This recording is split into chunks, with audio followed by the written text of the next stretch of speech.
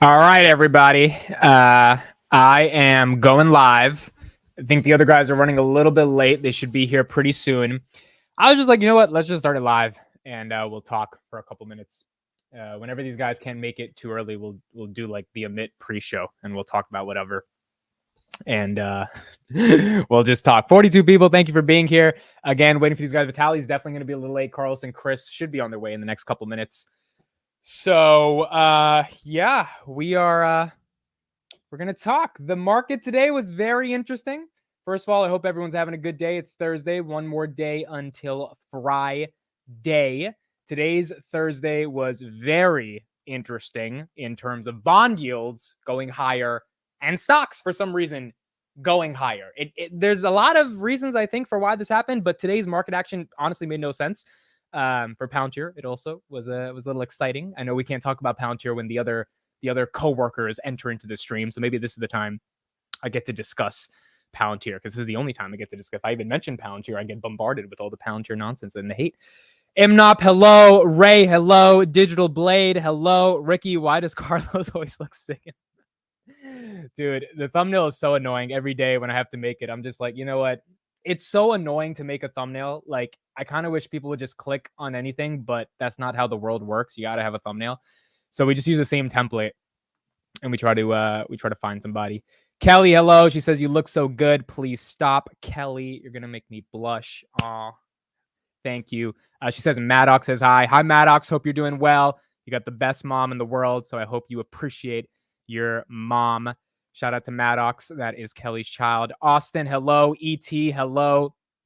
Did Amit cut that hair off? No, Amit did not cut that hair off, bro.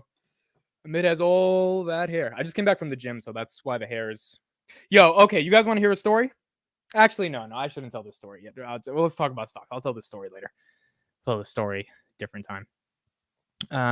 Yo, I don't know where these guys are at. They're acting like this isn't work. They gotta show up to work. These mother effers are late. Have they even seen my WhatsApp message, bro? Have they even seen my WhatsApp message? I love how WhatsApp always has read receipts. Yeah, these look at this. It wasn't even red. Look at these guys. It wasn't even red. It wasn't even red. You see how KRIS has Palantir next to his name? It's because KRIS will always have KRIS Palantir in my heart. It's not just gonna be KRIS. KRIS was because of KRIS Palantir, not regular KRIS. So, what? Oh, that was my sister. Yeah, I can't believe they're not here today. They're exceptionally late. All right, so what do we want to talk about while we're in the pre-stream until these guys get here? Obviously, there's a lot of topics. Let me just share you guys what the topics are we're going to talk about today, and then we'll keep going from there. So, a couple things we wanted to discuss. Number one, I don't know if you guys saw the new Lex Fridman podcast. This shit is insane. Lex Fridman did a podcast with Zucks in the Metaverse, so we're going to talk about that because that. Literally, they are in the metaverse. This is the first time I've seen something like this. Granted, I don't think this is that scalable. So I know the meta bulls are running around. I'm a meta bull, but like meta bulls are getting a little too excited over something that's like 99% of people are not going to do. But it was pretty cool. So we're going to talk about that. Second of all, we're going to talk about rising bond yields and rising stocks. I mean, there was a lot of analysis today coming out in terms of bond yields went up, which means equity should go down, but equities went up when bond yields went up. And one little argument is that maybe bond yields dip for a second, and that's when all these trading algorithms piled into equities because that was their signal to like go long, or go long for them is like 2 hours, but nonetheless, you know what I mean? Like buy equities. And then it just ticked right back up. So like maybe it was a glitch in the system, or the more bullish narrative is that the market was incredibly oversold, right? And so if we were getting to the 200-day moving average on the S&P at 420, we got there at 422 at one point, so we were pretty close, and that's when the market was like, nope, we're buying stocks. So that could be another reason for why that happened. Check. So nobody wanted to show up. We can't hear you. Come today. Or is that me, or is that you? Hold on, is that me? Let me check if it's my settings. No, it's you. It's definitely you. I just heard you a little bit. You got to get a little louder. Check. 1, 2. There you go. You're good. Okay, awesome. So nobody wanted to come today? Nobody wanted, bro. They didn't even see the message. You said you were late. I was like, okay, he warned us. He's gonna be late. That's fine. Yeah. The other two didn't even come through. Man, this is why you could only trust the Jews. Yes, that is correct. I think you and I should plan a revolt. I am losing weight. I've been doing exercise like crazy, man. That HIIT program, even since we talked, I think I admitted in a pod I was 169 at one point, 170. Mhm. I'm down to 164. So, well, look at that. Daily Cowbell is back. Back to the old days, baby. Or with Chris, late night stock talks. I don't know why people don't like HIIT, high intensity interval training, but honestly, it's like the best thing for your body. It's like you feel so strong after you do a couple of reps of that. I just love it. I don't know. It besides being, it wears you out, but then you feel so like exhilarated after you do it. I'm talking about HIIT, high intensity interval training, and then I do treadmill as well, and I've been slowly trying to increase that. How many times a week do you work out? It's now 3 times. It used to be 2. I'm trying to do it every other day now, so it's around 3 times. Are your joints in pain? This guy says HIIT is terrible for the joints. No, I'm fine. I mean, my career choices in life have always been very active in terms of like dealing with a lot of equipment, traveling all around the world with 20 Pelicans and cameras and lifting things. So, yeah, I have no problem with HIIT. I don't feel any pain. No. Okay. So yeah. That guy noticed it. Who was it? Who picked up on that? Who was that who picked up on that? Reza. Carlos, you got a lot of background noise on your end, bro. That's pretty good, Reza, man. I had a video playing. I don't know if he noticed it in the face, but I'm not sure how he noticed that. Okay, wait, that's not Carlos. Hold on, Chris. Let me mute you for a sec. Yeah, that was Chris. Chris, you got a ton of it. You got to shift the mic, Chris. I don't think his mic is on. I think it's his computer audio. Computer audio, correct. Yeah. Chris is gonna come on and go neck. Bro, that was hilarious. That was hilarious yesterday. That was hilarious. Well, we should play that meme that you guys shared with me with the love chart, the hot. Okay, yeah. So let's discuss before we get into stock. So apparently, Vitaly, someone made a joke and it flew over Vitaly's head, and it was hilarious. Totally to see it happen. But it happens, like I don't know all the memes as well. How does it sound now? Your gain is high. Something is wrong. Yeah, it's just I think your gain is the biggest issue. Okay, let me pull that up. So I'm not sure what people think about HIIT, but I do the one that KRIS Heria does. That it's all about your body, and you do all these movements like the Russian twist. You do the calisthenics. Yeah, it's all calisthenics, exactly. Use only body weight. You use occasionally you can use like a ball and everything that it helps you do certain exercises, but the whole point is you're not using mostly gym equipment. You're just using your body, and you're in one place, but you're doing a lot of moving around. So someone should look up like KRIS Heria 10-minute, 15-minute, 20-minute workouts. He has those things, and then if you just do one of those or a couple of reps of that, you are going to be sweating balls 100%. Okay, so this was what happened this morning. Andre, friend of the pod, says, I like that Meta is effing around. Maybe they will find out. Which is a meme around fuck around and find out. Yeah. And Vitaly says, effing around what? Effing around how? I think this was a great event in great tech. He thought Andres was being a little bearish on Meta. And then Andres, tried to just like explain that he's bullish. And I said Vitaly didn't get the meme. And Vitaly was like, well, what's going on here? And so this was the meme for those that have not seen it. Yeah. It's this professor who teaches you how to fuck around and find out. And let me get the video. There's even a better one with the guy in the white shirt too. There's a bunch of those, yeah. Okay, so this is... Hi. So today's lesson, we're going to talk about a different phenomena on this graph here that I think that you need to be aware of. I'm going to use just a hypothetical story that I'm going to completely make up out of my own head that really applies to nobody at all. Okay. So let's say, for instance, there's a comedian and an actor. Okay. They've worked together over the years, maybe not together, but they definitely know each other. They've interacted over the years and there's nothing new here. Right. So let's just say we're at some kind of an event and the comedian cracks a little joke about the actor's wife. Little joke, no big deal. This is part of the business. So it's just a little bald-faced joke that shouldn't cause any reaction. This is fucking around at a 1 or maybe even a 0, right? But all of a sudden, the actor responds with a level 10, which the comedian finds out right here. So then you would feel like maybe the gradient line should go something like this. but there's an underlying factor here. Okay. The comedian fucked around at a level 1. No big deal. But what the actor mistook was that, say, his wife had been fucking around at a 9, right? So that fucking around gets added to the comedian's activities, putting them at a fuck around level of 10. Okay. And that would explain the find out of 10. When the actions of you or somebody else, maybe at a level 1 fuck around, get added with the actions of another, that's called a fuck around entanglement. And what can happen with an entanglement like that is what it can happen is it will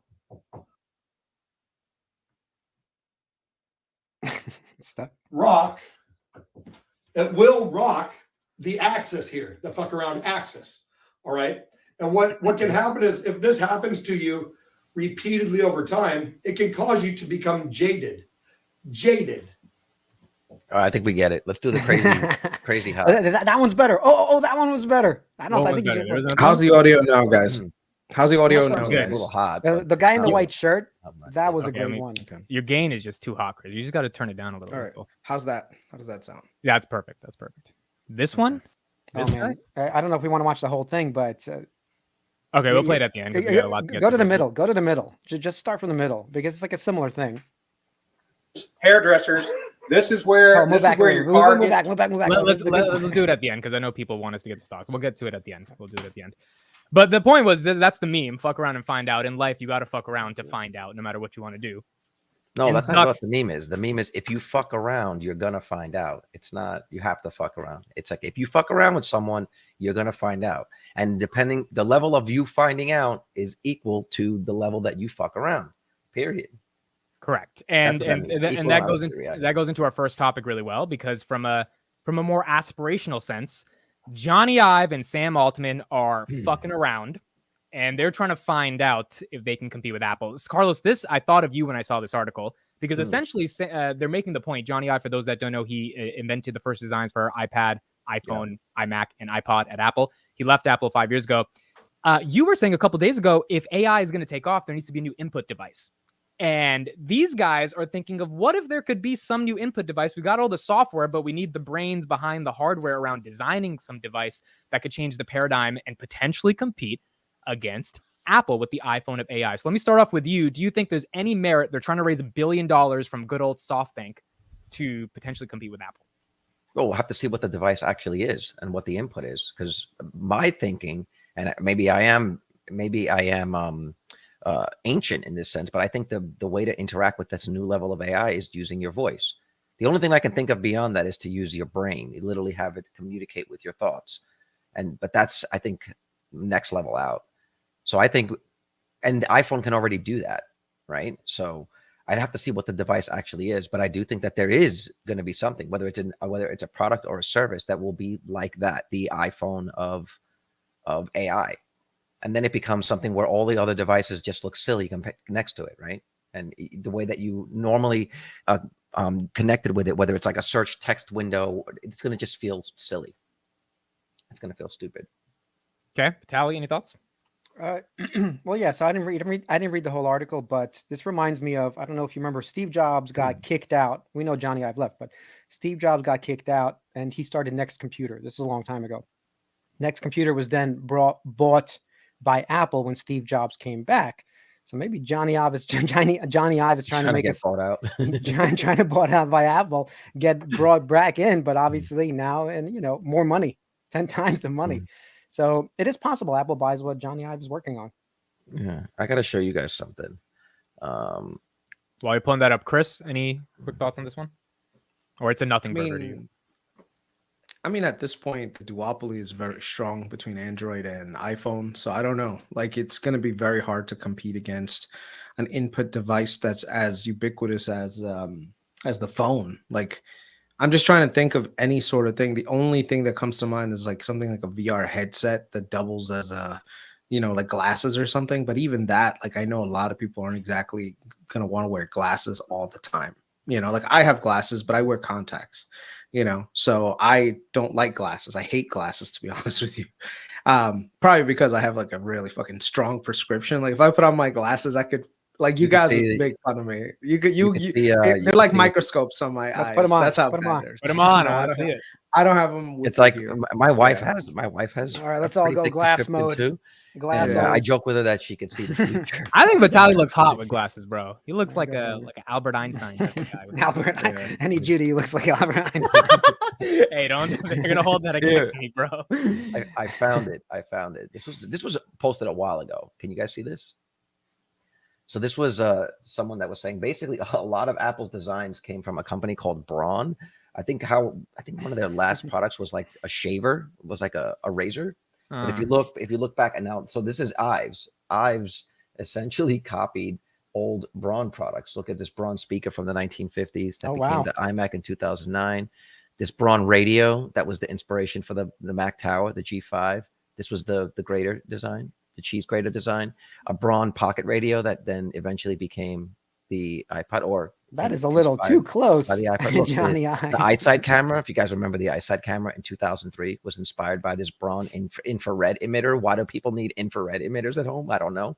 A Braun calculator that became the inspiration for the iPhone calculator in 2007. There was more examples of it. So that's pretty cool. I thought that was interesting, that they were basically copying designs from the 50s that were used for analog and turning them digital. So who knows what the next. What do you think about them going to Daddy Masa-san? Because the only person that could actually fund this, I think, is some guy who's crazy enough to lose all his money in WeWork and put $1 billion into this. Because if it's a VR headset, Apple or Meta wins. If it's an actual phone, Apple still wins. It would have to be a really new device, and someone has to take a really big risk to give them the funding for them to do that. How much were they asking for? $1 billion. No, they're just asking straight out for $1 billion. The thing is, the company would be valued at like 10 billion at least, right? 5 billion, something like that. Yeah. The thing is, unless you go to the level of human thought, all of the 5 senses that human beings have, we're limited by 5 senses. They've already been captured. You know what I mean? We already have the phone, whether it's glasses or a headset or a phone, the audio, speech. They've already have the headphone technology. I mean, I don't see what else they're going to be able to, how else they're going to be able to have you connect with things when we only have 5 senses with which we experience and communicate with the world. Yeah. So I'm curious. I'd want to know what the device is. I mean, maybe it's some sort of hybrid device that does both. Like maybe in some instance it's a headset, in some instance it's a phone. I can't. But then even then, we're still just saying that it's something that does what current devices already do. If it really is a new input device, then maybe we can't possibly imagine it yet. By the way, I don't think Johnny I would have any problem raising any money. So I don't think that's the issue at all. I think $1 billion for put a couple of VCs together for this guy. It's no problem. Honestly, no problem. Yeah, agreed. How are we for the device to be contacts? Well, yeah, the contacts would be the contacts are the next level, or like the Apple Watch is to the phone, right? Yeah. That would be the next level. The limiting factor with that, I honestly just think, is batteries. Mm-hmm. I don't know how you would power something like that unless it's powered off. You know what it would be, bro? It would have to be Neuralink. It would have to be a chip in you that, like, you know what I mean? It's not even a device. It's a little chip, and then you could just talk to it or think. You know, I don't. Well, that's think coming. Did you guys see the news that they've approved the first Mm-hmm. human implant? So they're going to have the first human implant of Neuralink soon. Yes, I do think that's ultimately where this is going, because then you are connected directly to, you have access to the optic nerve, which means you can actually present images at infinite resolution, right? You're just literally presenting images to the brain, and that's the next level. But that is such a leap forward that, like, that'll represent like the actual fusing of biology and electronics. Well, that's going to usher in a whole other world. Elon is not the first to do this, by the way. I actually worked on a show which all scientific discoveries, and I went to a school. This is 10 years ago. I forgot what school it was, but it was in California. Went there, and they're already implanting, but the resolution was like 4 pixels, 6 pixels. So this is all based on that technology. I'm not sure if Elon and those researchers moved on or something, but meaning he got the research from those guys. But that was happening. They were implanting in humans back. This is like a decade ago, but it was just very low resolution, extremely low resolution. Where were the chips being implanted? Because I saw something similar when they were doing. It's got to be somewhere. It was definitely somewhere in the eye. I'm not sure. Yes. This is over 10 years ago. Yes, what they were doing is they were trying to create. They was trying to create an artificial retina. I saw that. for blind people. Yeah, And for it was people- being implanted, Mhm. and they could actually see, like, but it was like shades. It was like Mhm. it was like literally black or white, and it was like 4 or 8 pixels. So, but at least they could tell if somebody crossed. Yeah, You know, they like could see somebody movement. crosses the visual Mhm. field. Mhm. Or doors, like they would actually be like a white center pixel, and And that they would be could like see that. that would be a door. Don't you go know? towards the light. But I remember all of that, and this was happening a long time. It's just now I think Elon's company probably has 100 pixels or 200 pixels, right? It's something like that. It's not. Well, I don't think 4. they've been able to do that because I don't think they've been able to actually like send images to people. All they're really trying to do is have enough electrodes in the brain that they can reasonably predict what a person is thinking based on the pattern. And so if you continue to think, I'm moving my right arm, and they can continue to get better resolution on what that pattern looks like, they could send that information to an arm, a robotic arm. And the better data they can get on the input side in terms of what you're thinking about and the movement you're trying to do, the better they can, or the more accurately they can send that data to a robotic arm that can mimic what the human arm would do. And the monkeys, You don't necessarily need to have an implant to do that. I mean, if you look at some of the devices that, I mean, this is not even new like tech. MRI It's technology, been around. No. I mean, this has been around for like last 10 years, but basically your muscle movements and muscle groups, Yeah. you know, just sometimes the thought of something, you can actually utilize that to like make movements and with AI fill in the gaps. So basically it's almost like you're training the AI to think a certain way. So if you look at some of and I've seen this at Walter Reed. Let me just show you guys real quick. But if people, but the thing is, if people have lost a limb, that he's trying to give people sensation back who've lost a limb, or people that are paralyzed, where the brain is sending the signal, but it's getting lost somewhere around the spinal cord, so it's never reaching the legs. You know, I think Neuralink is going to be worth more than Tesla one day. Absolutely. I mean, I think it has a chance. I know it's a hot take, but like I think it has a shot, bro. I mean, you want to talk the amount of people that are military. disabled that could use a chip. I think before that, you're going to see people flying military drones with their minds. I mean, I'm dead serious. That's what you're going to get. You're going to get. There was a great every Elon company just is going to be worth more than the last one. Let's just say that's the way it's going forward. The Boring company is going to be like $1 trillion or some shit out of nowhere. You guys watch what is it? Love, Sex, and Robots on Netflix? Yes, I love that show. Okay, so the last season there was the one with the chick that was what was that? AMIT never saw it, so don't worry about talking. See this? No, I saw it. It had love and it had sex. You know, there's series of short robots. films. They're like, you know, whatever, 10 short films. There was one that was like that, where like there was like these monsters that would fight, these gladiators that would fight in a very small space, and the people were controlling it with their mind. You remember that? Was that season 3?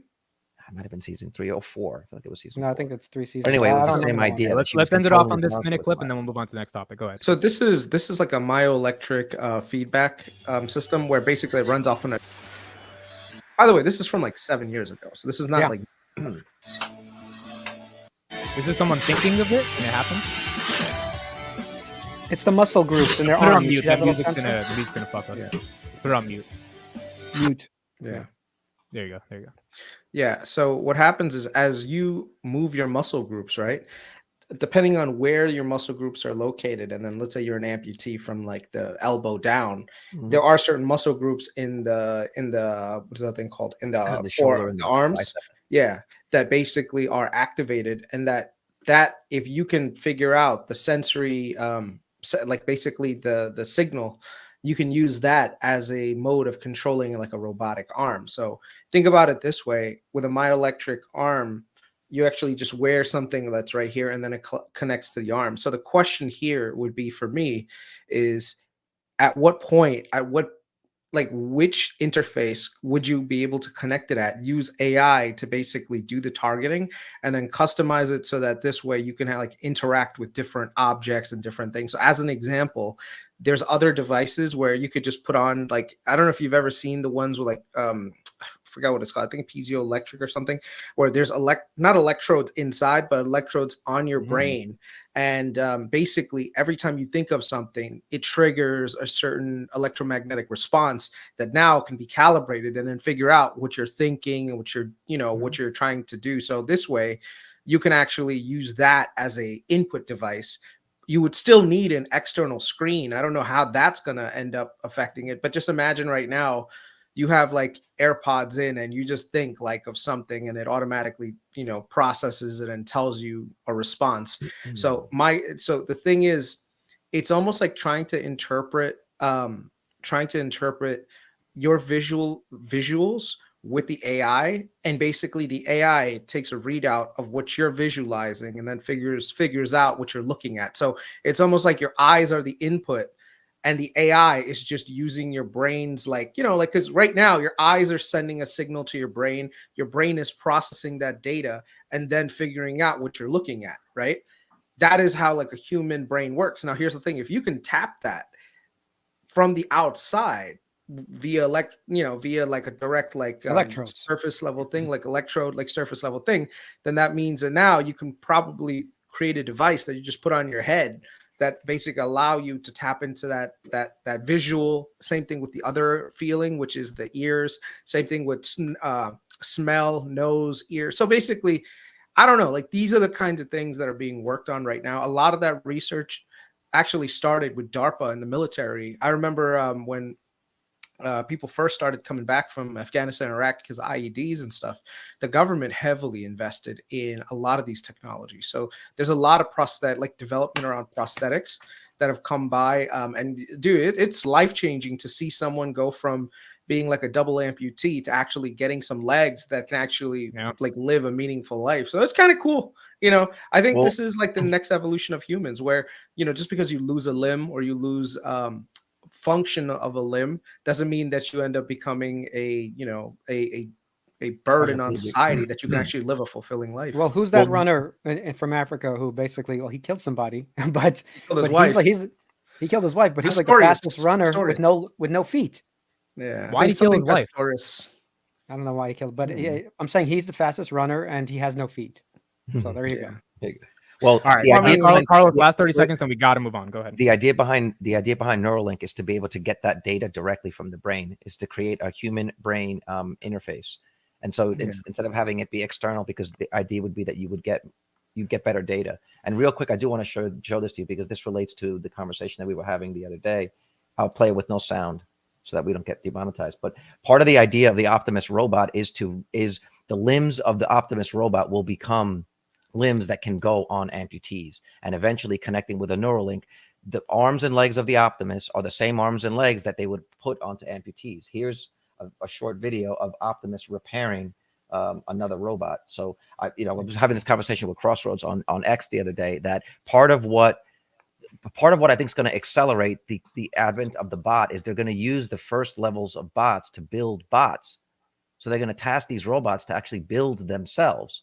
And so talk about factory footprint, or in terms of resources needed, very little humans at a certain point will actually be able to continue to build more robots. This is going to print a fuck ton of money. No, it's going to print a fuck ton of money. They're going to kill all of us. So there they are. There's two Optimus bots using human hand tools to repair or build another bot. So this was, I guess, one of the bots. Look, he's holding screws and bolts. And so I guess this robot had a bad arm, and now they're horrible, dude. We're not going to get it. No, we got to move on. We're not getting it. One thing before. There is one. No, if I let you talk, we're not going to get to the next. No. I'm just one last thing. This is actually investment stuff, so why not talk about it? This has been a 20-minute segment, bro. We got to move on. There is one company that we should eventually take a look at. I tried, chat. I tried. Go ahead. It's called no. I'm just saying it's called Medtronic. Someone brought it up in the chat. Actually, I work in a hospital. Yeah. Huh? We talked about it a long time ago. It was interesting. Yeah.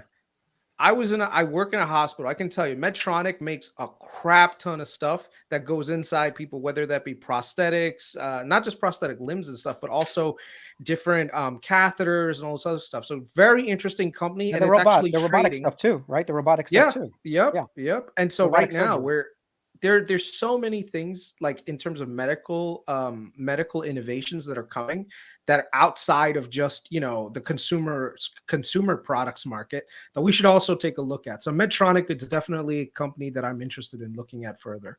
That's the next level up. Like there's going to be companies that start to fuse the biological with the mechanical and the electronic. That is going to be the next level up. I think that's going to be at the end of my life cycle. I think at some point in my 60s, 70s, I think there'll be some version of that, a rudimentary, crude version of that. And I'd be This is excited for MDT, it. right? MDT, Medtronic PLC. Yep, that's right. That's right. Yeah, Yep. it's down My for the spinal year. stimulator. What does that mean? A spinal simulator? Ray It's is saying. $79. No, Its Zach. PE currently is Zach. 30, but it is down for the year, Yeah, cyberpunk time. and it pays a dividend, 3.5%. If you get a pacemaker, 9 out of 10 times is going to be a Medtronic pacemaker. If like I'm telling you, this company does fucking phenomenal when it comes to like patient care and relations. This is definitely a company worth evaluating and taking a look at further, because as we humans, like as technology gets better, more and more things are going to be replaced by like artificial things. And this is one company that's definitely worth looking at. So Yo, the forward PE is 15 from a current of 28 for trailing. The PEG ratio is 1.5, and the price of sales is 3.3. So it's starting to look interesting for sure. I've integrated so many Medtronic things into our OR that it's like, trust me, it's worth looking into. So can I buy it? For some You're reason, an insider, technically. Huh? You're No, an I mean I insider. work on implementation, so this is a big difference. Like, but one of the things that Everyone in chat can't buy it. It's insider trading from now on. One of the things that I did see from Medtronic. Can I move on now, or are we going to keep talking about Medtronics? All right, that's fine. Yeah, let's talk about something else. Yeah. All right, because this I is like something that a lot too. of people care about, which is Google. And there's a little good setup for this. I don't have the clip, unfortunately, so I'll just describe it. Bill Ackman went on CNBC today, and essentially the guy straight up confronted him about taking the loss in Netflix. Bill Ackman hasn't done an interview in almost a year and a half since he sold Netflix, took a $400 million loss. Basically said, look, why'd you do it? Bill Ackman said, I've changed as an investor. If I've had a change of heart, I'll make a decision. So that's like good on his side in terms of, taking the loss and just moving on. Second of all, he said, when Netflix changed their business model from direct to consumer to advertising, it messed up the probabilities of how he thought they would be successful. And he had no interest in trying to sit down and figure out if their ad targeting would work. And so he sold it, took the loss, took all that money, I think it was a couple $1 billion, and dumped it into Google at $94 a share. And basically then he went on a rant about how everyone thought ChatGPT was going to kill Google. He basically almost literally called all those people idiots and said, thank you for selling me your shares, because Google mistimed the PR around Bard, but they were absolutely correct around how they're incorporating generative AI. And so he dumped Netflix for Google. Google is now 4.5% of their $16 billion fund, which begs the question, if Google's an advertising company and Netflix he dumped because of advertising, does that make any sense? And second of all, do you think he ultimately made the right decision going for Google versus Netflix? Let's start with Vitaly, then we'll get to the rest. Well, no, because Netflix went from 150 to what? What is it now? 400? About 400, yeah, pretty much. I mean, that's a much better return. You should have just bought more Netflix in terms of the return. In terms of Google at under 100, whatever he bought it, it's a no-brainer, obviously. But he made a bad decision, but fixed it a little bit by going into Google, of course, because that is a good long-term play. But Netflix had a much better recovery right now. Okay. I think Chris? I think in terms of recovery, he took the bet that most investors of his investing style would have taken, right? If you take a step back and you look at Netflix is a horrible value proposition, right? Like, look at its current PE. It's not exactly in the most like growthier stages right now. It's probably in the more like mature stages of its life cycle. The key thing that I guess Ackman did not take into consideration is the price increases of Netflix and how that would end up impacting users. And so his calculations were based on the current fundamentals of Netflix at the time. He didn't think like what's going to happen once the price of Netflix goes up. Like, his estimation was, oh, you know what? There's probably going to be a lot of churn. Streaming is not profitable. You keep hearing this too, by the way. Streaming is not profitable. Streaming is not profitable. But Netflix just proved that it can be profitable as long as you make high quality content that's unique to your platform and you have a captive audience that can't live without your product. And I think that same theory is now, in my opinion, going to be applied to something like Disney, where I want to see, with the increases in prices that Disney has on Hulu and Disney Plus and ESPN, how is that going to impact their bottom line? Because if they can turn that business segment that has been a loss leader into a net revenue generator, bro, Disney goes from Okay. All right, $85 Chris pivoted to to Disney. like 180. No, I mean, I'm point talking that about, out to the audience. We've pivoted already, but I'm sure the audience recognizes that. But the point They- that I'm trying to make is that in terms of safety, Google at 87 was a much, much safer play, considering that their operating income is Long growing term, like yeah. crazy. But And they I were wanna- taking all the right actions. look, Sorry, you're go obviously ahead. right, and I didn't buy Netflix at 150 either. You're right. Google was a much easier mental bet to make because you knew you weren't going to lose money at all. That's what I thought. But the thing is, Ackman invested in Netflix, remind me, but it was 350, 370. So he ended up writing it down and selling out. So whatever thesis he had, I think it was the price that changed it. I honestly don't think he had a good thesis behind it. So because just the price movement alone changed it, because the actual fundamentals of Netflix, besides losing a couple of million subscribers, they were going to do the ad model. That wasn't the process of happening, especially with the price movement down. They were going to remove people who were riding on the coattails of other people for free. They were removing that. So no matter what, I think Netflix was going to turn around, but who knew it would turn around and go up like 150%? That was where maybe Ackman's like, what is it? It's going to turn around. I make 20%. Let me make one point, and then Carlos, you get in. Vitaly, I think you hit the nail on the head, because I never understood why he got Netflix. Because when he makes a position, he only has 8 stocks. He's not like Kathy that has 30,000. He has 8 positions. For Netflix to be one of the positions that he holds as long as he's held Chipotle or Hilton, it made no sense, because it's like a media company. Like, it just, so I agree. The thesis made no sense. And then when it collapsed, instead of doubling down and just trusting your gut, he never had a gut in the first place. And then that shifted to Google. Carlos, your thoughts? Well, I think. Oh, nice. Come say hi. Come on, come say hi. Oh, we got the little one. Yeah, she just come in. Come say hi. Come on, come say hi. Oh, that's great. Real quick. This is a guest appearance. Here Come we say hi. go. She's in soccer now, so you want to say hi to Amit? That's Amit. Say hi, Amit. Amit is legit. Say Amit is legit. Can you say it? Who's Say this? Palantir 2030. That's Vitaly. You started laughing too. That's Vitaly. Say hi, Vitaly. Why you you don't all of a sudden you your chatterbox all day? You want to say hi to KRIS? I hurt. Oh, you hurt your mouth? Yeah. Where? I cut my teeth because I cut my teeth, You cut your tooth? and then my mommy say myself. Let me see. No, that looks good. What do you think? Netflix or Google? What do you think? Do you like Netflix or do you like Google? I want necklace. She wants That necklace. necklace. More why are you not buying her enough jewelry, Carlos? What's going on? I want Lisa. What? You want a what? What I is it? want Lisa. You want to lease what? I want Louisa. Oh, Louisa. The real Louisa. John's. Louisa's Sorry, from go that ahead, Disney put that show. up. Okay. Thank you so much. Do you like? Okay. Are you bullish on Bitcoin? I stayed for the heart. Are you bullish on You want to go to Bitcoin? Disneyland? Do you want Dad Let me to tell take you, to you're never going to see Disneyland? Meet Kevin bring out his kids the same way. He's brought it sometimes, but yeah. She wants to lease a Tesla. Okay. Okay. Let's go to Burma. I'll be Meet right back. Kevin's kids are driving Lambos. Young real estate mogul. Yeah, but man, the Netflix thing, it was so, and when he was talking about it today, he was being kind of arrogant about it. He was kind of just like, I don't know why you guys are acting like I'm a bad investor. I saw a loss. I took a loss. I dumped it into something better. Because the reporter was trying to get him, right? He was just Right. like, bro, you took a big ass loss for your investors. He's like, I made a little mistake, but I moved on, you know? Yeah. Yeah. He's like, did you see my other 7 wins? Yeah. Carlos, real Take quick, a then Chris. Real quick. Okay. Because I was just writing some of these thoughts down. I think what that trade proves is that as much as these guys talk about trading on fundamentals, they're just as emotional. And I can't necessarily blame them because they have so many assets at stake, right? So, and I think what you're saying now, this thing about, oh, I didn't understand what the ad revenue business was, and I didn't want to calculate it. I think that's trying to reverse engineer a bullshit thesis. excuse. Right? That's It's reverse engineering a fundamentals based thesis off of an emotional trade, but it also shows how hard it is to hold. I mean, the hardest thing I think for any investor, even if you've only got $10,000 at stake, is to hold. And sometimes, once again, it just proves that if you just hold, it's most of the time it's the best move. But I think especially, I don't know, and guys like Jeremy, Meet Kevin, they have made investing an active sport where I think people feel like they need to not only win, but they need to call their shot.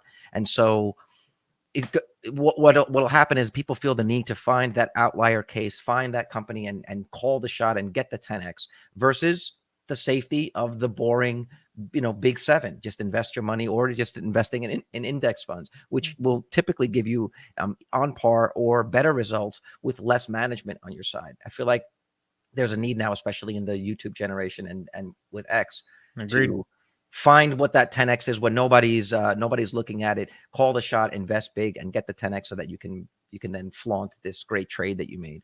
But so if you look at this is Netflix's operating income, okay, going in from 2021 to now, right? So one of the reasons why Netflix has done so well as a stock, of course, is because their operating income has been growing.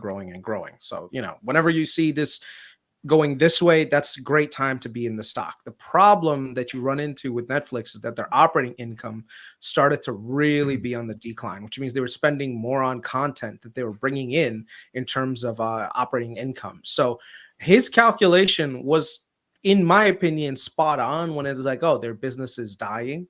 How are they going to be able to generate a profit? And this is the same thing that like a lot of companies we're dealing with post-COVID, where you even saw companies like Google, right? So if you go to Google, Google's operating income right here, let me just pull it up.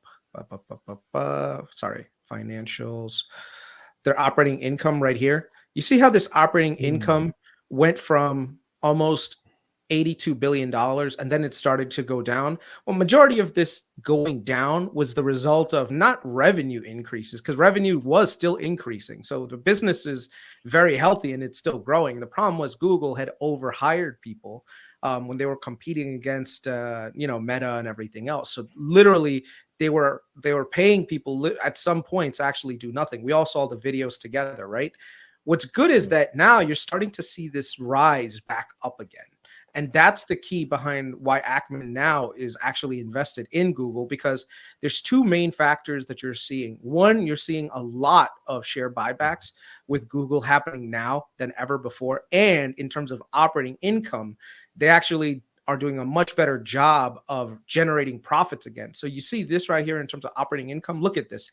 After September 2022, which was their lowest point, which is the third quarter of 2022, they started to right the ship and actually did all the layoffs that they had to, while still growing their business and growing their operating margin. So right now, their operating income is the same as what their operating income relatively as what it was in December 2021, when it was trading at an all-time high, even after 2 consecutive years of tremendous amount of profits that they were able to use to buy back shares. So his calculation right now is that Google, this line is going to keep going this way, and the share count is actually lower than what it was at an all-time high. So from a valuation standpoint, especially when you compare it to like the Microsofts of the world and the Amazons of the world, Google, in my opinion, and I'm sure Vitaly will agree, it's the no-brainer of the market right now. Literally, you cannot go wrong with Google. So I know a lot of times I keep talking about it, Google, but this was the same thing that when Meta was down, I was saying, Chris, the same nobody wants. Yeah. The problem is, at least the people maybe who listen to this podcast,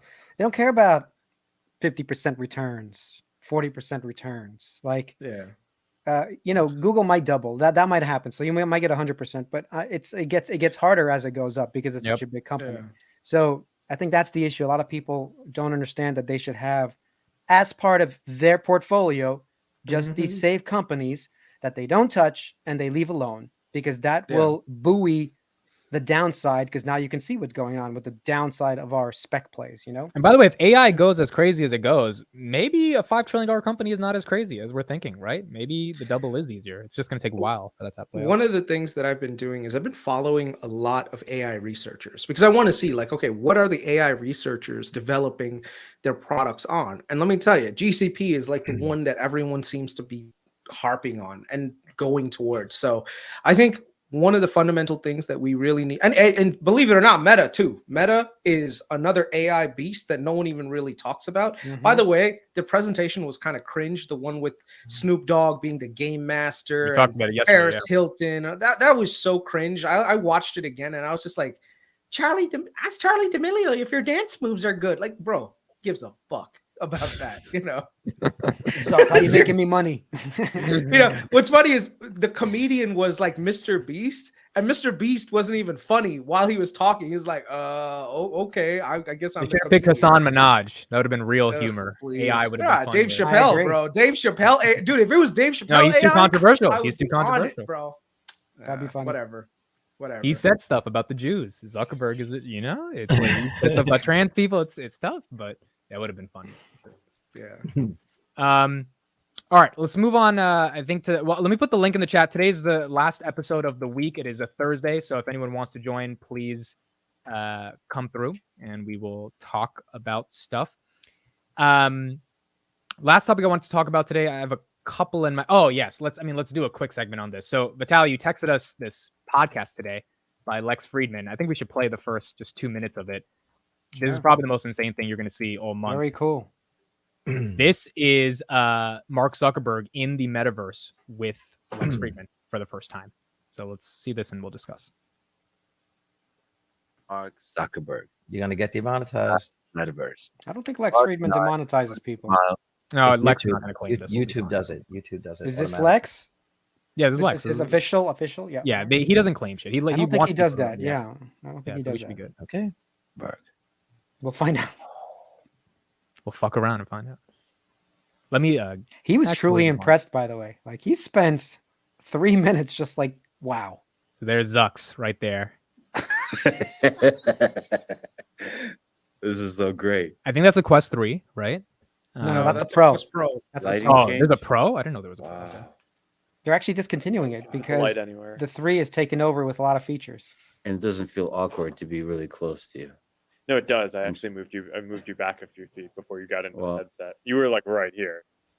I don't know if people can see this, but this is incredible. The realism here is just incredible. This is pretty insane, bro. Where am I? Where are you, Mark? Where are we? You're in Austin, right? No, I mean this place. we're shrouded by darkness with ultra realistic face, and it just feels like we're in the same room. This is really the most incredible thing I've ever seen. And sorry to be in your personal space. I mean, Side movie. We have done jujitsu before. Yeah, no, I was commenting to the team before. Okay, so do you think this scales? Because I saw it was cool, and Vitaly, I get your enthusiasm, but they did like retro scans of their whole face to set this up.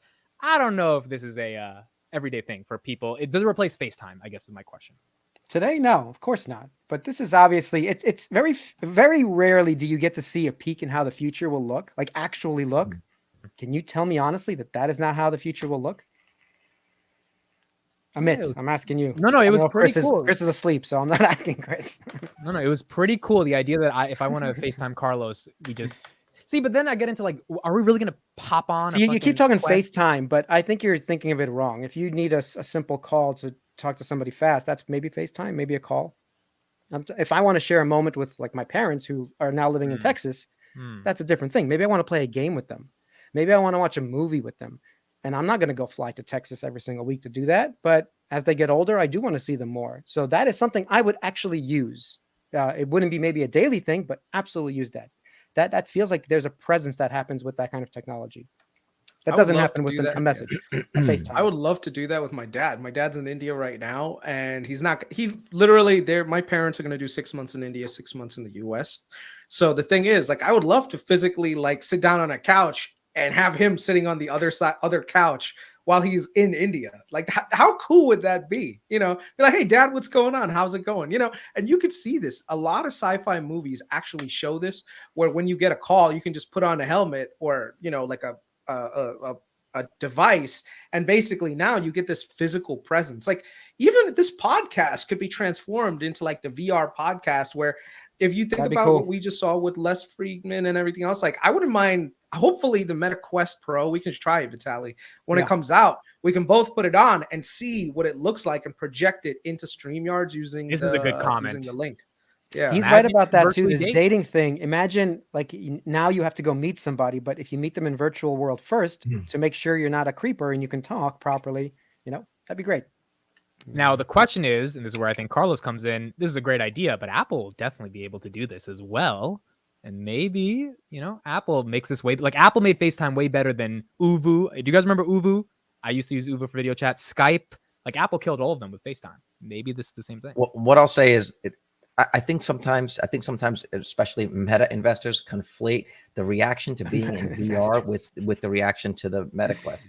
So if he would have put on a HoloLens, right, and had a video chat, he would have had the same reaction, because the first time you try any sort of VR, it's absolutely amazing. It's this unbelievably how can new you experience. ignore how powerful those images but were? I let you guys speak. I'm just making my case. So 90% of that reaction has to do with just the reaction of being in VR.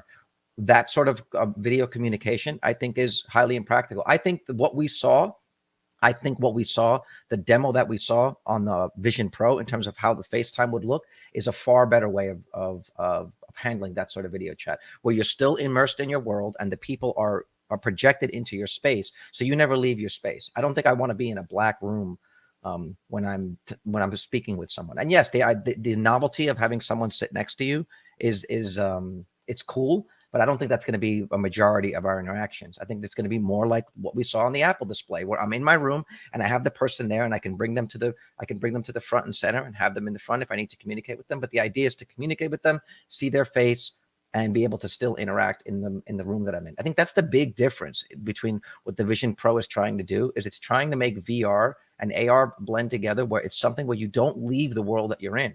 And I think the metaverse is fundamentally trying to take you out of the physical real world, where I'm in a room with somebody that has a headset on, and I feel like they're looking for a piñata. You know, they're like blindfolded, and you almost feel awkward around the person wearing the headset in the room. I think the idea behind the Vision Pro is you don't feel awkward to be a person in the room with them. So again, that's just my opinion. I think Apple will do that same thing way better. I think you missed. Imagine catfishing on a metaverse stage. Yeah, that'd be crazy too. But I think you missed the whole, ridiculous. I think you missed the whole AR thing that Meta was doing. It's scanning the room, by the way. One of the benefits, and we talked about it for 2 seconds yesterday after you left. Now it's scanning the whole room. There's no more like drawing boundaries or anything. So when you're sitting with somebody, they did a black void because they wanted to. They can be in their own environment. So that is not going to be any different. It's just you're going to feel like that person is there with that kind of fidelity. Well, I think for small applications, having a person physically projected into the space that you're in will be useful. But most conversations, I don't think, are going to require that. If I'm going to have this thing on all day and I'm going to be walking around, like not tethered to anything and leaving my house, for example, and I have this thing on, I want to still be able to interact with the world that I'm in and have a person almost have it be more like a heads-up display.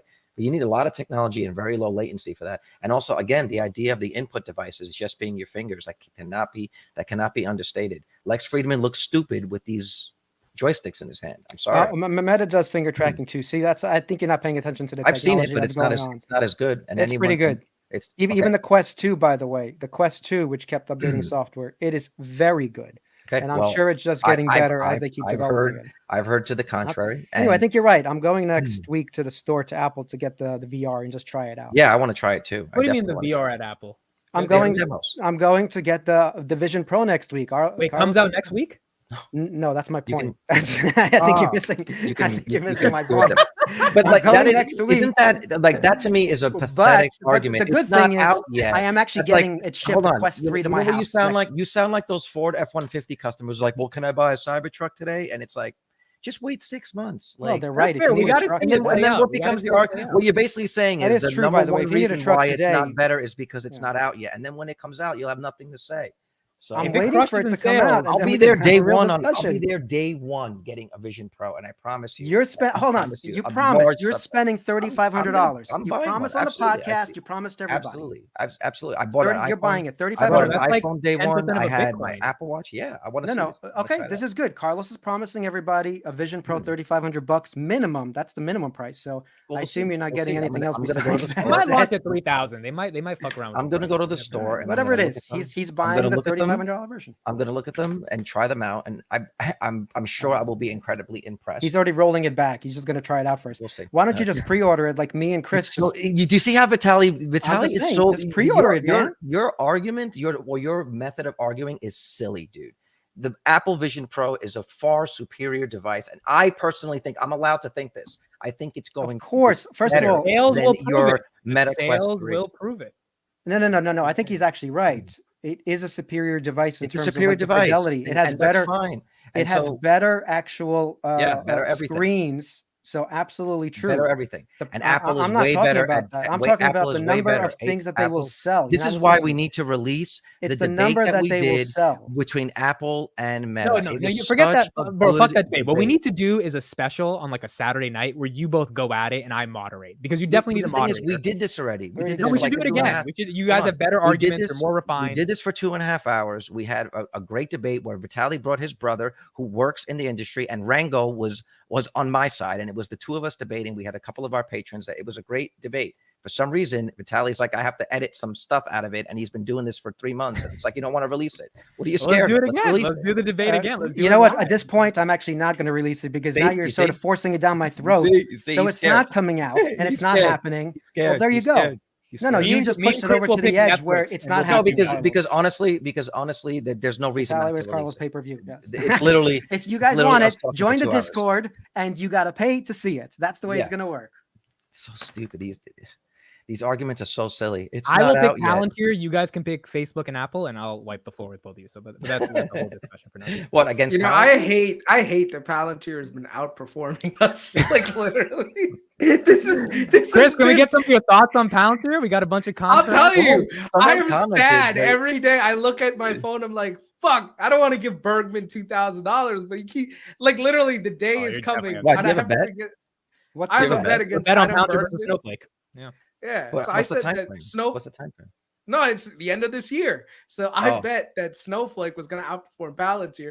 But who would have guessed that Palantir, with its fucking bullshit, would end up actually perform? I mean, this is my mistake. All right, the market can be irrational longer than I can stay solvent. I mean, you know what? This is a $2,000 lesson that I've learned. So I'm not making any just more outline- bets on outline stock what the bet was. predictions. Outline what the bet was. By the end of the year, The bet was $2,000 bet. Snowflake will outperform Palantir, which in terms of growth and revenue, Snowflake has done phenomenal. The problem is, this is The why, Chris, I stock. thought the bet was weird because the stock was at 60 billion when you made the bet, and Palantir was at like 10 billion. And I was like, are you sure? No. But- Palantir's dilution, plus they weren't at 10. They were at much higher than that. They No, were no, no. actually, Well, like, they weren't at $20. They were at like they weren't at maybe 20. They were like $12, maybe when you made yeah, the bet. it was This was like August no, it was- 2022.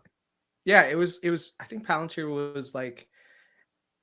Bro, I'll check right now. You made the bet when Palantir could- was at a August. at It a- was August 17th. It was August 17th. If Just you look want up to the just look up the stock okay, price. Yeah. August Both of them 17th, what, on that day. 2022? Yeah. So So basically, when do you got to pay up the um, $2,000? the end of this year, December 31st. So Dude, my Chris, hope. you made the bet when Palantir was $7.75. Oh my No, God. no. It was that was the drop. That was the drop. Okay, so you made it when it was $11.62. That was before the Yes. earnings drop. and then Okay. it literally dropped right after that. And so That's true. it is what it is, man. I don't care, man. It's a life lesson. You know, don't bet on stocks because they can be stupid. I mean, always invest in stocks. Don't bet against stocks or don't bet stocks. Real quick, I need you guys' thoughts on PayPal. Alex Chris, CEO, he gave some thoughts yesterday. Did you see the video? Do you No. think he said the word swag? That Mm. was a little cringe, but I was like, all right, whatever. Can you Do play think it or no? we could play it. It's like a 2-minute video. We can play it. Sure. We can end on that. Let me pull this up. Can we talk about one thing real quick? Amazon, because Amazon is probably one of the best market Can we do that opportunities right now. There is no tomorrow, and then the next one we're doing. the There same you thing. go. Carlos, even I know, better. Carlos, if you got to go, you can get out of here. No, she's here. I usually go to pick her Oh, up. yeah, your Let her daughter's pick home. herself up. Wait, so who picked her up? Your wife? She picked her Yeah, up? she's off today, and I don't go until late. Oh, But so either we- way, I was either way- stressing the time because I was afraid you had to leave. No, at no. an hour. And actually, since I didn't make it on early enough, when we end the stream, I want to finish. I wanted to explain to you what I was. Why don't you just explain it No, live? no, to no, we're everybody? not doing that. No, not doing that. We're not doing that. I was So explaining Carlos to you- said some wild shit in the WhatsApp, and he but needs Chris to and Vitaly both clarify. agreed with me. They understood. He said, I was just like, I don't get what you're saying. They understood. They Like understood. maybe it's because I'm a virgin, so I don't understand any of this stuff. Oh, but you Jesus. gotta... Okay, All right, Chris. okay. Well, let's do a 10 minutes. But no, Vitaly, Chris, you gotta dip, that's okay. Chris made a good point. We should promote that this Sunday, right? I think it's set. We are going to be Oh, having yeah. a pod with Jeremy, right? Yeah, Jeremy will be on this Sunday, 7 p.m. Eastern. Make sure you tune in. Jeremy Financial Education. We'll get his thoughts on ELF. We'll talk a little bit about Palantir, Tesla, the market, PayPal. That's his biggest conviction. He thinks it's the best opportunity in the entire stock market. I think he has a couple $100,000 in there. PayPal. PayPal. That's the one he's. I got the warning from Robinhood. You guys get the warning about the spreads. They're saying your spreads have lost value since. Oh, you-" yeah, I'm yeah, like, yeah. shut Every the day. fuck. Don't talk to me about my spread. I'm like, shut up, man. You can't tell me. Every morning it's like you're up 50%, you're down 50%. No, but now is actually a good time to just to double up on the. If you have the on conviction, now spreads. those spreads are even cheaper. That's great. Yeah, that's what I'm saying. I have no conviction in PayPal. I have my spreads and I'll live with them, but that's Yeah, about but it. your spreads are underwater. Yo, too. no, it was. Oh, I was yeah, telling the chat this absolutely. morning. I was like, we bought PayPal spreads, a little bit higher than what they are right now, a lot more higher. But because we were like 1.9 billion in buybacks, all these fucking layoffs, new CEO, market will be fine. We didn't realize we bought him in July like 30th when the market was at a fucking top, Worst at time. 450, and it's like, well, that was probably not the best time. And actually, if you look at the S&P, it was going to pull back then too. It was Like, if we actually absolutely looked going to at pull it. back, absolutely, and we were just like, nope. Well, It is look what at it look at the chart now. We're in extreme fear, right? Extreme fear. Like literally, this is where you could just start throwing money at any random. No, at this point, we're going to bounce. So Oh yeah, 100%. So this is the. I'm no longer in this is the time to extreme start fear. shredding. I've passed over extreme fear now. I don't care. So But I don't think we get extreme fear anymore. Like, do you guys feel that extreme fear? I look at it as like that's what the market's feeling, but that's I'm on the. If outside my of that. spreads were expiring next month, I might be I in would be extreme fearful, fear. yeah. Equities dropped 90% in 2022. I don't think investors are letting it happen again. You know, this right here is one of the best value propositions in the entire market, and not. right, Amazon, I go don't know ahead. why. He was just I waiting don't know there why people- silently yeah. until you could bring himself again. I'm just saying- PayPal. He was like, nope. No. Well, PayPal has got to do its own market improvements or whatever. But in terms of Amazon, look at their boost in operating income. Majority of this is from their ads business, their AWS growth, and they don't have a lot of the legacy CapEx expenses that they had in the prior years. I don't know why Amazon is trading at a current valuation that it is, but in terms of like return, this is the one that you really want to pay attention to. Amazon's trading at like $120. It easily should be trading closer to like 175. I think a lot of people are missing out on this one because they're still looking at it backwards. But dude, Amazon is in high margin growth mode right now. So all the incremental revenue boost that they're getting. So if you see here, the revenue has been still steadily increasing. Their operating margins are growing even faster. So in terms of where you want to be, Google is the easiest bet to make. But if you were asking me like, hey, what's a good number 2 to make a bet on? I'd say it's Amazon. And you can also see their net income is just rapidly improving compared to what it was in December of last year. So this number is probably going to get close to this sooner rather than later. Especially with all the OPEX cuts, and probably they're going to institute a share buyback program again. And then Amazon will rock it up to like 200. So just, FYI, you don't need to be in speculative companies like Palantir. Pick companies like Amazon. Oh, that's why it was. It was a jab at. It went all the way around to just. It went all the way around. Shank. Bro, I am more Palantir in the bullish on bathroom. Palantir than I have ever been in my entire life. I mean, like, and I'm not going to get into it, but my conviction is just deepening and deepening and deepening.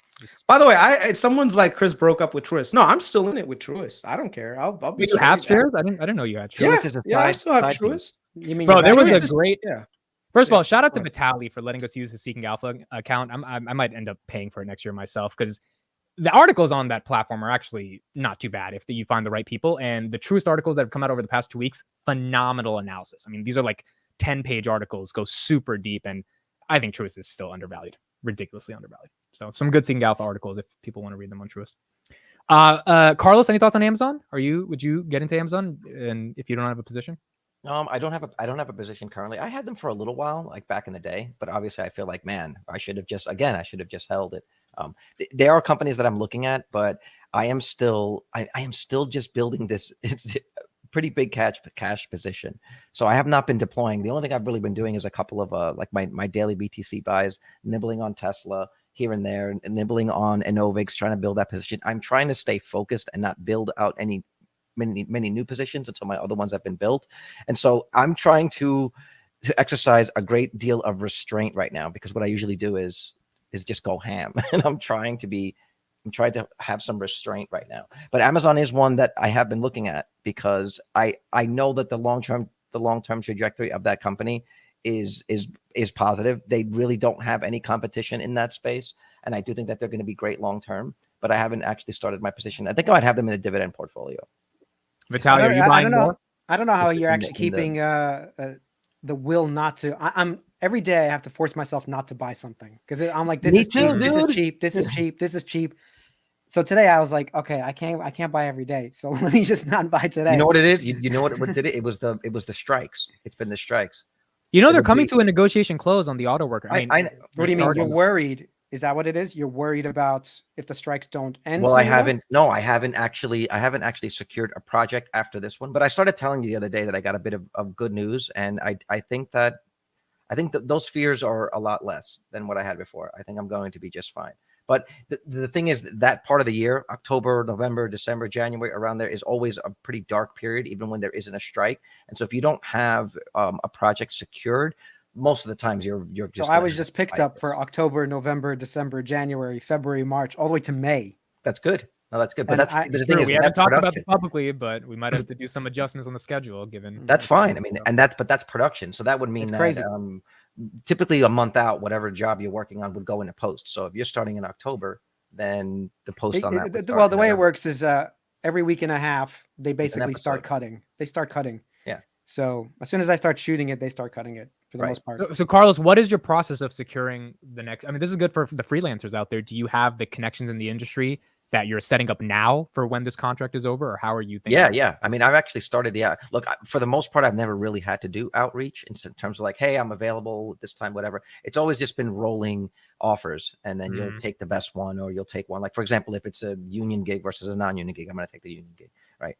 Which ones pay more, the non-union ones or the The union? union ones by far. Union, yeah. The And union there's ones by benefits far. too. Oh yeah, and the benefits. I mean, the health insurance, the union is just the best health insurance possible, and especially if you're going to be having a kid soon. I mean, that's a $35,000, $40,000 expense if you don't have health insurance. So a lot of it is for that. But I've been fortunate that I don't have to that I really don't have to go out campaigning for it. They usually just come. But what's happened is once the strike happened, a lot of projects that would have normally been greenlit to shut down. And also my current project started later than it typically would because of the actor strike. And so I would be ending I would be ending this project typically around this time, which means there are plenty of jobs to get on in September, October, but I won't be done until November. And so I just feel like it's financially irresponsible to start throwing money at everything that I want to throw into until I've secured that. But let me tell you, when I secure the moment that I secure something and I know that, okay, I've got a Unleash the Kraken. It's on, man. So that's why I'm just like, just to feed the fix. I'm like, I'll just throw $50 into Bitcoin. So you guys are not worried at all about extreme fear, being scared of it, but you guys are embracing this as a buying opportunity. What we're seeing. You have to. How many? The thing is, Amit, when you get to be my age, or when you get to be my age, 20 years from now, you're going to look back and realize that the actual buying opportunities that presented themselves over the last 10 years were actually really few. Because you could you could have spent all the money you wanted to spend in June. None of it was worth anything because the markets have come down since then. So the cycles, the periods with which to strike are really small. You get maybe 2 or 3 opportunities like that over the course of a year, maybe say 2 big buying opportunities per year. So what are you talking about? Over 10 years, you're going to get 20 periods of buying. The rest of the time, you're just holding and hopefully selling. So you can't squander those opportunities. And the mistake or the thing that's happened to me in the past is I haven't been as liquid as I want to be when those opportunities present themselves. Right. So I recognize them as the opportunity. I have some friends call me daily that are like, man, everything's come down so far. I want to spend it. It's like, so building the cash position when things are good so that you can go big when things are down is the way. And you only need to do that, say 2, 3, 4 times to build a portfolio that could really set you up. So I forgot what Tom Limit talks about this a lot, but I think it's basically there's 10 good trading days for people to make all their gains in the market in the whole year. And you have to be part of them, and that's on the downside too. So when your stock is sold off, you're supposed to be the buyer of it if you believe in it, because as soon as it returns, I mean, like that's where the gains are made. And that's life-changing money. Otherwise, you're just buying on the way up. Of course, you'll do okay, but it's just not the same thing. That can't be understated enough. Buying opportunities in a bull market are rare. It's great when you're in the euphoria, but you don't want to be buying in a bull market. You just want to be watching your gains, trimming positions, taking profit, reallocating things, selling covered calls. Like that's selling TFC spreads when the guy texts you to tell us. I'm bringing this up because Kelly put like Amazon's PE is 99. Every company needs to be valued with a metric that actually captures its total value. So if you try to value Amazon based on a PE number, I don't think he was listening to us at all. wrong.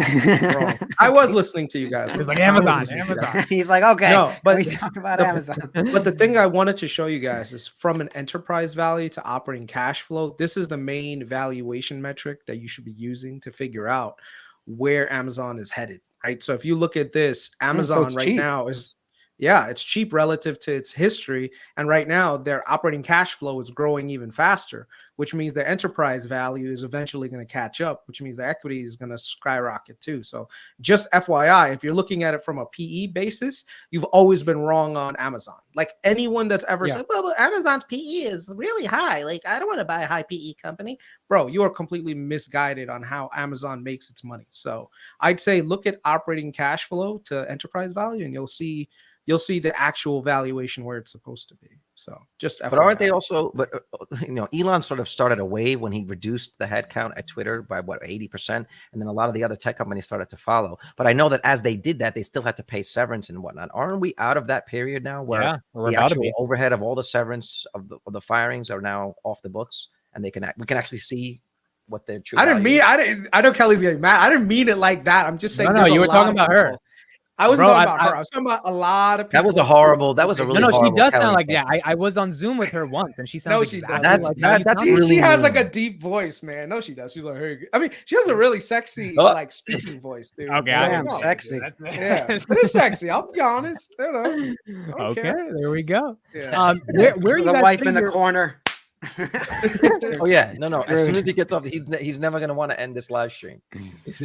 Where are you guys putting your unused cash? Is it Webull? Is it Capital I don't One? have any high unused yield? cash right now, bro. I don't have any. No, but unused any cash. like I'm in any it, cash, baby. everything's in the market. You don't have anything getting 5%. Everything is in this market now, bro. Whatever reserves I had left, I dumped in the last couple of days. I'm good. I'm sitting on shit. I'm actually thinking about taking some fucking debt on to buy some personal stuff. loans, Which some Damn, Yeah, margin, from don't what? give What that would you advice. collateralize? Nobody What would you take debt collateralize? on. Do not take debt on. That No. is the worst. But thing if you you can do. did, what would you margin collateralize? will I'm kill you listening. now at 7%. No, Huh? do not do it.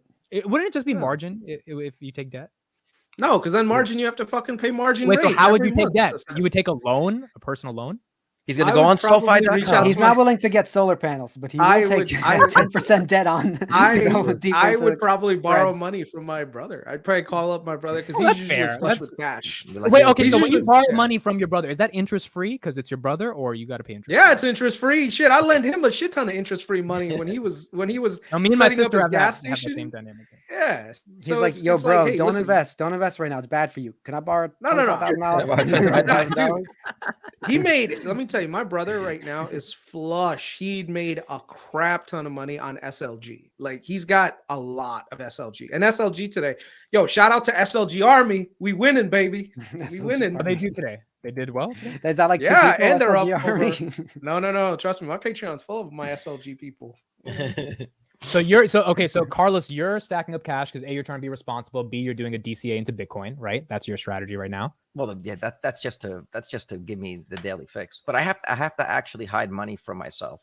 Like even the Robinhood account, I just hide some money in there. I have to hide it from myself. So where are you putting your cash to? Are you getting interest somewhere? Like where are you? Right now, no. Right now, I'm not moving it. I'm just leaving it in the bank. And what I do is I create several accounts. I try to hide the money so I never feel like, if it's all in one place and you see how much it is, you might start to feel like you're rich and you got a lot of money. So it's always good to have that poor mentality. Like I'm just poor, I'm broke. We can't afford that. My Like, main we account have to share this bottle of always has no Gatorade. money.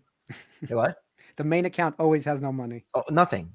You have to hide So it. Vitaly, are you collecting interest somewhere, or how are you? You know what? They should pay interest, but I do have a lot of exchanges and brokerages, and I just keep cash all around, just like Carlos said, because I don't like seeing it in one place. No. Because then I feel like there's something I could do something with it. Yeah. So it's nice to my main account that I use, the bank account. It's always like I just had a negative balance in the main me too. account. And I have I'm like like, this $10 is in my Bank ridiculous. of Now America. I got to transfer from this account to this. Yeah. It's so annoying. It's I had but- that but- happen when you miscalculate or you forget something that's on auto pay. Yeah, I try to yeah, keep the minimum amount just to pay the bills because there's no interest in that account. I try to keep the minimum, but then you make one extra purchase or you forget one bill and then You go in the then negative, you're like, immediately, how did the banks now are better though. By the way, they don't take the $30, so they give you a Yeah. day to refill it. So now Yeah. it's better. It used to be $30 right away. You know, like, you know when what happens. really helped me? You know what really helped me keep track of stuff like that is in your bank. I don't know if you have it, but on Bank of America, you can set alerts. So any spending over a certain amount will send you an alert. And I set it to $1. So Yeah, I had that. literally everything that happens, I get an email. And sometimes they'll even follow up with a text, and it'll be like, whatever, you paid this thing of $4, or every purchase you make, you get an alert for it. It's good because then you just keep track of when the money's coming. Yeah. out. On Bank of America, when I had to pay like $5 a month as a service fee if you like keep below a certain amount in your savings. And when I was buying the SoFi spreads in May, I like would pay Bank of America $5 a month just to deal with that service fee because the returns on the SoFi spreads at that price was just way better. And so Wait, you're saying if you don't keep a minimum? Yeah, like I mean, you should then just move to SoFi. Why are you part of why that? don't you you just have on business SoFi? accounts? That's the problem. They don't Why have don't business you just accounts. on That's the SoFi? issue. That's true. They They don't don't have business accounts, bro. I'm like, Anthony, bring some fucking Oh, The business right, bear right. counts Yeah, right yeah, here. yeah, The bear case. They have no business accounts. It's crazy. Yeah, I have the business account, but the downside of that is, business accounts, some of those business services, but I get charged for my extra savings accounts where I hide the money. It's like $30 a month Just to do what? just to have some of these accounts. Like Yeah. at some point I had. Well, that too means they many. have a minimum. That means I you're had not meeting the minimum. No, but no, maybe you I should did move meet. it then. No, I'm telling you, I did meet the minimums. I don't think there was any minimums in the secondary or like tertiary account, but they charge you like $30 to have the account. No, Carlos is right. My Chase credit card charges me $95 a year just to have Oh. the credit card. Just to have it. You guys got to get rid of the those. credit- that credit card, I'd get rid of that. Bro, my There's things to Platinum wealth Amex- building. Do not pay for credit cards. They have to pay you. No. My Amex Platinum, dude, the benefits that I get way outweigh those. But do you have to have a whatever. certain net worth to get to that Amex Platinum? Or I'm not could I get sure. it? I'm If not I'm sure. I'm- broke? And you what is, could. You what is could. the- I mean, they what- do have a business version of it too. So What is the what benefit? is the cash back offerings? Because like I was running Okay. everything through the BlockFi card, and I was Yeah. generating Bitcoin. This was amazing. I loved that card when it was And working. then they went bankrupt. and then they went bankrupt. But I was running everything through it, and actually the other day I got an email. Yo, why from was it so them. passive aggressive from Kelly? Yes, it's a high income card, Amit. You see how passive aggressive I is know, like? right? Because she It didn't is- like, it's- she didn't it's like that Chris's card. impression of her. He says Chris is being humble. It's one step below black. There's a black No, card. it's- What is going Oh, on? yeah, What is this it's a rich black world card. you elites What do you think live all the in rappers are with these- talking about in their songs? They talk about the black card. Oh my gosh. So I'm here's not from this here's a world. life My hack. list of credit cards right here. Whoa! Look at this guy. Stack of credit cards. Why didn't you show me this when I went to your house? I would have taken a little pic. Actually, of the some of thing these is, cards. having a lot of credit cards is really good because it very good for your credit score because then your credit utilization will stay under 5 or 10%. Yeah, unfortunately, that the shoots system you. is messed up where, yes, I Yeah. can't even close some of these cards because as Yeah, long as you yeah. don't use it, Yeah. he's right about this credit utilization that my credit usage is very low. So your what's it called? Credit Your credit score. score goes up, which gets you better Ah, loans, which gets you right. better credit cards, which gets you better everything. So I just like having concierge service. That's like my biggest thing. So if I'm traveling or anything, I just make one phone call and they'll do everything I need to get my things done. But if you look at it, the card technically like pays for itself. So like right here, $240 in digital entertainment. If you have like the Wall Street Journal, which I have, Hulu, ESPN Plus, Peacock, there's so many. So every month you get a $20 statement credit as long as you pay with the credit card, for whatever subscription service that you have, right? So everyone's got subscription services. So out of that $700 that you're paying per month to just have this, Wait, hold on. It costs $700 a month to have this card. No, $700 a year. Oh, okay. Yeah, That's still a lot So- of money per year. yeah, but like I said, right now but he's getting back $240. $240. That's one. That's just one benefit. Then you have $200 of hotel credit. Who doesn't use at least one hotel during a year? And then I fly all the time, so I have $200 of airline fee credit on that same card. So if you just wrap these three things up, $240, $200, and $200, $400 here, another that's $640. That's just taken from these three things, and then your Walmart, if you have a Walmart thing, you get a subscription credit for that. $200 in Uber cash. Like, so whenever I travel, if I use an Uber, I get $20 every month to use in Uber, right? I think they even double it during December. And then you have all these other things, and they have like exclusive what is that thing called? Lounges Massages around. they give you massages at the lounges with the happy endings. No, they don't give you Right. massage at the lounges. No. They Just also say give happy you right endings. here $189. Like I have Clear Plus right now, bro. They just give you it as a credit, which means that now whenever I travel, I just go to a Clear line, go right to the front. And like I said, this card pretty much pays for itself on top of all the additional points that you're going to get. And like I said, there are so many benefits that you have with this card as long as you know how to use it. They have like free cell phone protection right here. So if you're reimbursed up to cost to replace your damaged cell phone, as long as you paid for it using your Amex. So let's say I get the new iPhone and I fucking drop it and it gets damaged somehow. Amex will just give you the money for it. You know, Wait, why? I'm telling you this It's like because there's insurance? insurance. It's Well, they have insurance. extra It's insurance. coverage. Amex also does. Yeah. I did this. You pay them. I don't know if this card has it, but Yeah. I paid extra $24. And anytime you rent a car, they would cover Yep. the insurance for that rental for $24. Yep.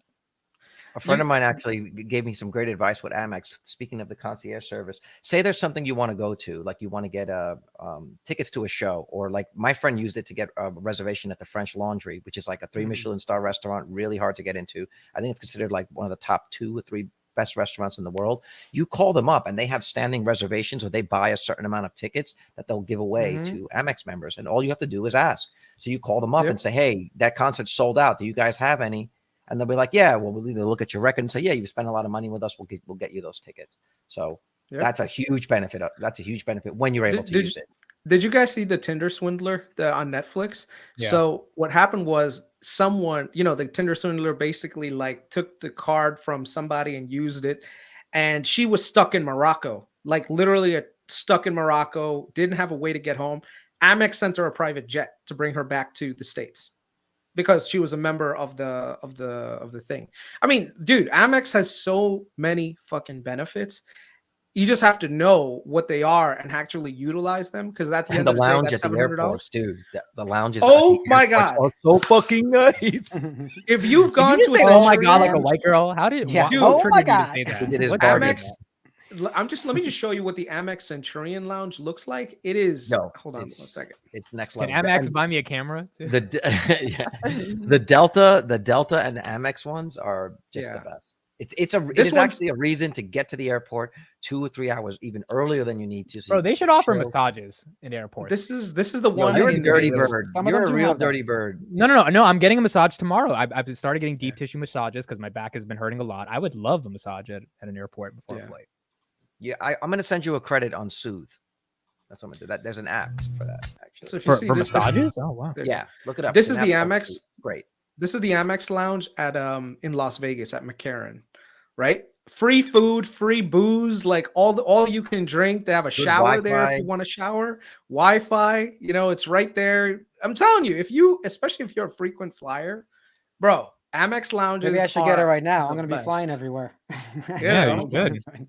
You know, you Dude, absolutely should, yeah. because if your flights, especially if your flights are short, an hour, say, or 2 hours, you don't want to be paying the premium for business class on a short flight, because as much as they try to make it great, you're still stuck in an airplane. You'd rather be at the airport chilling before you get on the plane. You know what I mean? And just have your space, have your food, relax, have your I have to look laptop, into this. Wi-Fi, Mhm. make your phone calls. You can FaceTime with the wife and the kids. Then you get on the plane. Okay, fine. 2 hours later, you're fine. But you had that decompressing experience. And you meet a lot of cool people there too. It's kind of like a little, like one of the, like Chris, do you fly first class everywhere? Or I don't fly first class, but I will try to if you fly Delta, you can actually use their lounges if you have the Amex Platinum. That's the other benefit too. And Amex and Delta lounges are they're on really a nice really too. good They level. also have a good program if you sign up to their Yeah. card. I did have that before.